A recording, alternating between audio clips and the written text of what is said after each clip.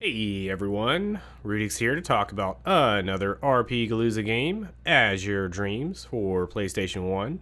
For those of you that don't know, RPGalooza is a project I started involving playing through a huge list of RPG titles ranging from Western style to Japanese.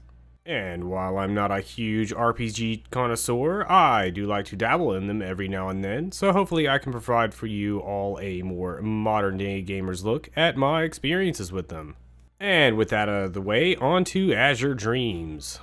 It's been an incredibly long number of years since I last played Azure Dreams, so I kind of only had vague memories of it when going into it for RPGalooza. It was my introduction to mystery dungeon style games, as well as the idea of any sort of dating sim system included in a game. I remember being pretty indifferent about both at the time, and over time I had always wanted to go revisit the game as my love for mystery dungeon games grew. For RPGalooza, I decided to go in with a guide on how to unlock everything so that I could get the most out of my experience by doing as much as possible. And honestly, I kind of regret doing so.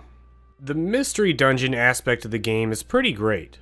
Despite being a whole lot of the same thing over and over and over and over and over again, it's done in a way that provides enough of a challenge that you spend a lot of the early game really figuring out strategy, and then once you get the hang of it, it's pretty easy to cruise control on through everything. The dating sim part of the game is incredibly questionable though. It's really weird at times, and the fact that everyone in the game is like 13 or something makes it incredibly awkward. Like, they make some really weird and inappropriate comments over and over and over. Eventually it creeped me out enough that I just stopped doing it altogether, and focused entirely on the mystery dungeon side of things.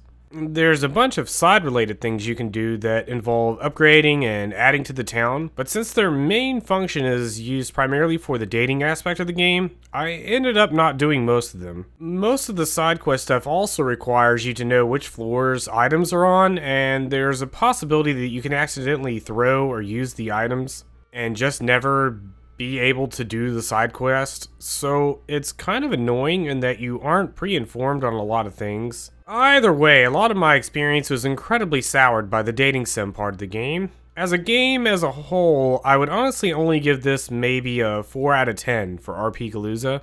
If I was reviewing just the mystery dungeon side of the game and ignored all the cringy town stuff, I'd probably give it a 6 out of 10, but that honestly feels kind of generous in a way. I liked the mystery dungeon aspect of the game, and the monster collection stuff was neat, but I've also played enough mystery dungeon games at this point in my life that I understand just how introductory this game feels compared to some of the better ones.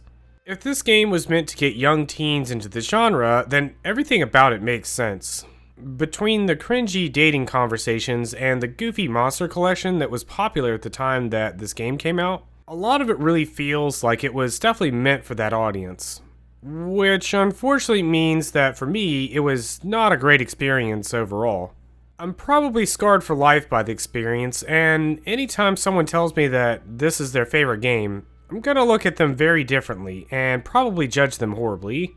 But at the very least, I got some good tower memes out of this game because you visit the tower over and over and over and over and over and over and over and over and over. Anyways, if you enjoyed this video and would like to look forward to many more RPG reviews in the future, be sure to like the video and subscribe to the channel. And if you're interested in seeing me actually play through a variety of games in real time, make sure you follow my Twitch stream at twitch.tv/rudyxx. Thanks for watching, and see you next time.